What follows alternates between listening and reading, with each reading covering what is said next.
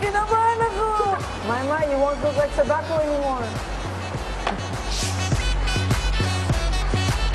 Parang ginanon yung buhok ko, kuya ba? Sabi ko, yung buhok ko, babay na. Ay, sobrang professional nila, kuya. Oh my God! Sira ulo! Sobrang tumaba yung puso ko kasi nga, pinagura naming lahat. Yung parang worth it na worth it. Libre pa. Talagang perfect.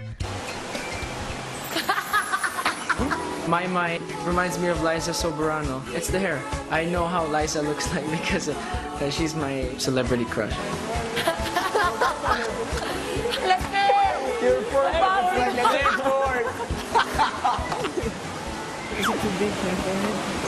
I know it's big, but it's a good bad. It's not that bad. Not that bad? Yes. Serious? Does it look good or not?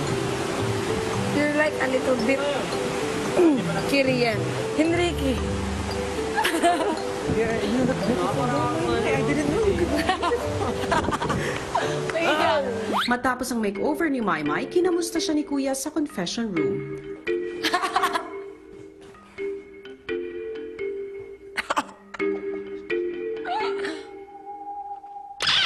Magandang gabi. Magandang gabi po sa inyo. Si Maymay ang pinatawag ko. Ako si Maymay. Maymay? Kinikilig ako. Maymay?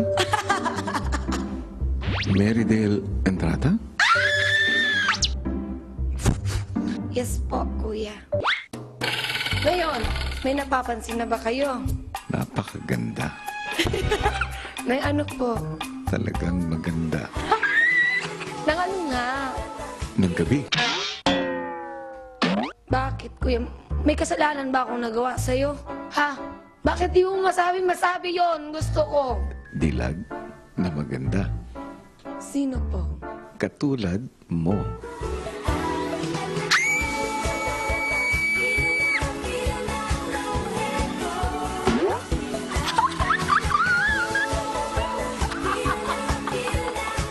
Oh my gosh, kuya! Sinong galing yun? Parang may nalimutang tawagin si Kuya.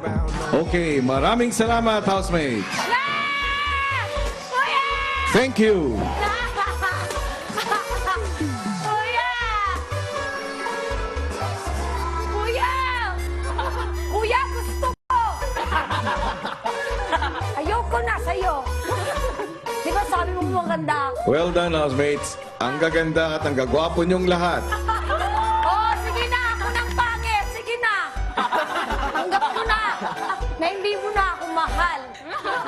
Alis na ako. Ewan ko sa'yo. Ayoko na. Bakit? Niloko mo kasi ako kanina. Anong ginawa ko? Hindi mo diniretso na sinabi sa akin na maganda ako. Eh, wala ka talagang sinabing maganda ako. Sa huli, rumampa na rin si Maymay. Kuya! Kuya! Yeah! Ano kaya sa akin? Ang pinaka Ma? tangkad. Anak! Pinaka Ma? boka. Na! Pinaka Ma! payat. Na! Ano ba sinabi ko? Mapayat! Matangkad! Ewan ko. Ano pa yung mga mama? Di ba totoo yung mga yun?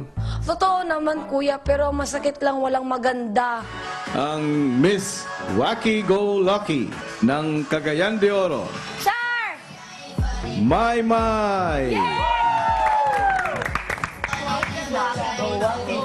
Maymay! Ay, ano yan?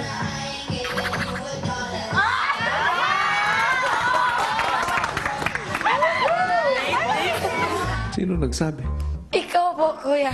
Gusto mo, tayong dalawa lang nakakaalam, hindi yung mga housemates. Di mo sinabi na ako yung pinakamaganda sa amin. Parang hindi ganyan ang Maymay. Nakilala ko. Sige, go. Sige, mamaya na lang pag-usapan natin Yeah.